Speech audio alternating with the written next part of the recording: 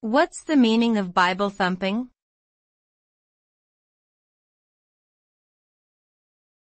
Bible-thumping.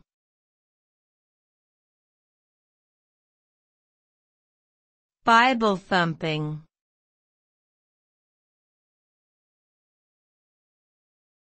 Bible-thumping.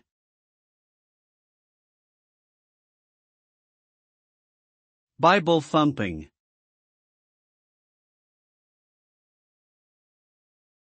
The term Bible-thumping refers to a person who aggressively and persistently promotes their interpretation of the Bible and attempts to convert others to their beliefs through forceful or repeated arguments. The phrase originated in the 19th century and was often used to describe evangelical preachers who would pound on their Bibles during sermons, emphasizing the power and authority of the book. Today, it is commonly used to describe anyone who promotes their religious beliefs with fervor and intensity, often resulting in heated arguments or debates. However, it can also be used pejoratively to describe someone who is overly dogmatic or close-minded in their beliefs.